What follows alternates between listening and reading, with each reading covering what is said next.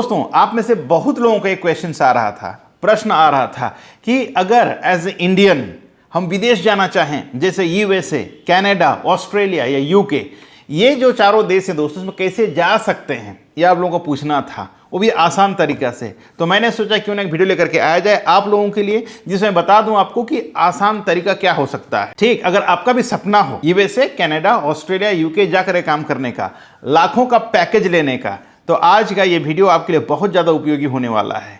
अगर आप भी एक जॉब सीकर्स हैं तो आज वीडियो को पूरा देखें, अंत तक देखें। वीडियो अच्छा लगे तो वीडियो को लाइक, कमेंट और अपने दोस्तों को शेयर करना बिल्कुल ना भूलें। ठीक है, नमस्कार, मैं हूं अशोक कुमार साहू, करियर कोच, और आप देख रहे हैं Lavanya global career planner YouTube channel. शुरू करते हैं। देखिए, हर एक जॉब सीकर का सपना होता है कि वो ज़्यादा से ज़्यादा इनकम करें, अच्छा से अच्छा देश में जाएं, राइट।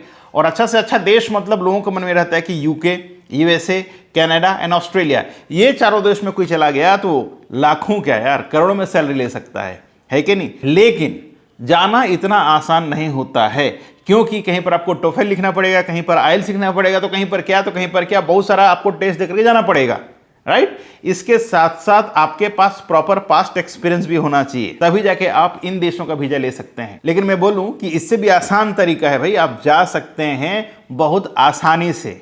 कैसे, वीडियो में तो बने बताता हूं मैं। ठीक है, देखिए, अगर एज ए इंडियन आप इंडिया से डायरेक्टली ये चारों देश में जाना चाहें तो ये इतना आसान नहीं है दोस्तों, बहुत ज़्यादा मुश्किलों का सामना करना पड़ता है। मुश्किल का मतलब होता है आपको आइल्स एग्जाम लिखना पड़ेगा, टोफेल लिखना पड़ेगा, तो इस तरह कई तरह के एग्जाम्स हैं जिसको आप पास करने के बाद ही आप वीजा अप्लाई करते हैं। अगर आप वीजा के लिए जाते हैं तो वहाँ भी बहुत तकलीफ होती है, जैसे कि आपको पहले से स्लॉट बुक करना होगा। स्लॉट आपको आसानी से मिलता नहीं है, 2 महीना, 4 महीना, 5 महीने बाद स्लॉट मिलता है। इसके बाद क्या, यहाँ पर बहुत ज़्यादा कारण है कि जैसे जनसंख्या के कारण है, ठीक है, आपको आसानी से पहले तो स्लॉट नहीं मिलता है। दूसरा क्या है, जब जाते हैं वहाँ तो भारी भरकम भीड़ होता है, ठीक है, बहुत ज़्यादा भीड़ होता है। भीड़ के वजह से वो लोग छांट देते हैं।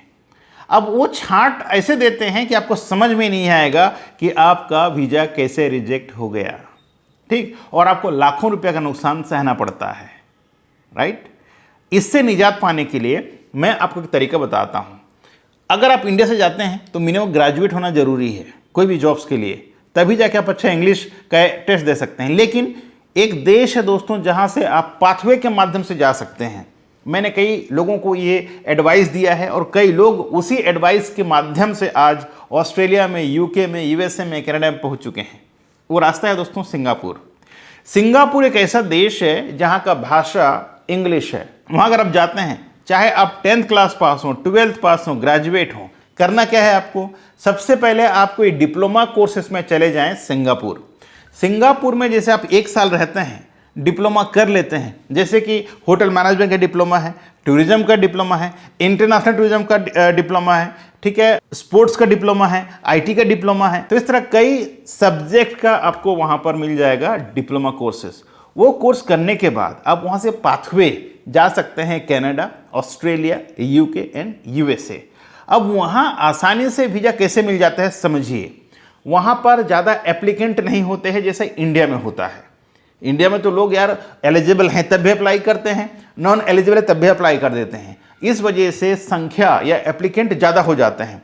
ज़्यादा होने की वजह से वो क्या करते हैं, डायरेक्टली एकदम बिना देखे फिल्टर कर देते हैं। आप अगर कभी इंटरव्यू दिए होंगे यूएसए के लिए, कनाडा के लिए, J1 के लिए, F1 के लिए, तो वो पता होगा, ठीक है। मतलब आप सोचेंगे यार मुझे तो कुछ पूछा ही नहीं गया, सिंपली मुझे देख के रिजेक्ट कर दिया गया।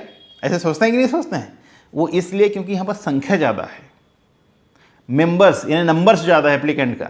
लेकिन वही अगर आप जाएं सिंगापुर में दोस्तों, तो सिंगापुर में पॉपुलेशंस कम है, एप्लीकेंट कम होते हैं, वहाँ का कोटा ज़्यादा होता है।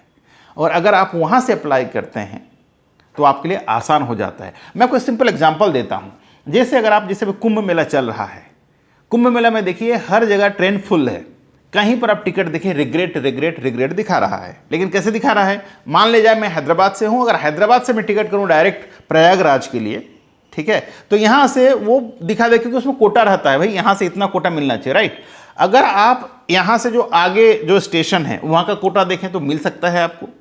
या फिर मान ले जाए ट्रेन निकल रहा है हैदराबाद से, आप हैं नागपुर में, ठीक है, नागपुर से आपको बैठना है। अगर आप नागपुर से टिकट करते हैं तो वहां से आपको डायरेक्ट टिकट मिलना मुश्किल हो जाता है, रिग्रेट दिखाता है। वही अगर आप उससे पहले स्टेशन से करेंगे दोस्तों तो वहां का कोटा खाली रहता है, राइट। इसी तरह हर एक देश के लिए तो वहां से अगर अप्लाई करते हैं दोस्तों तो आपके लिए आसानी हो जाती है बिकॉज ऑफ कोटा सिस्टम। अब ज़्यादा कोटा रहेगा, लोग कम रहेंगे तो भाई आपको कहाँ से फिल्टर करेंगे यार वो लोग, ठीक है।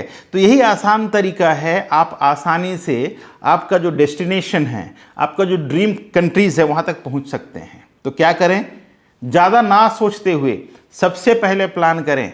देखिए प्लान जब तक नहीं कीजिएगा सक्सेस मिलना मुश्किल है।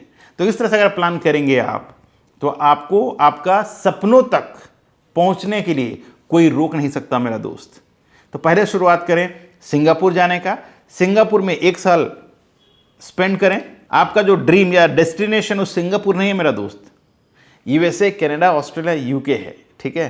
तो वहाँ अगर जाके आप अप्लाई करते हैं 1 साल रहने के बाद, तो पहला तो वहाँ पर आपको ना तो आइल्स एग्ज़ाम लिया जाएगा, ना टोफल की ज़रूरत है, ना कोई एग्ज़ाम की ज़रूरत है।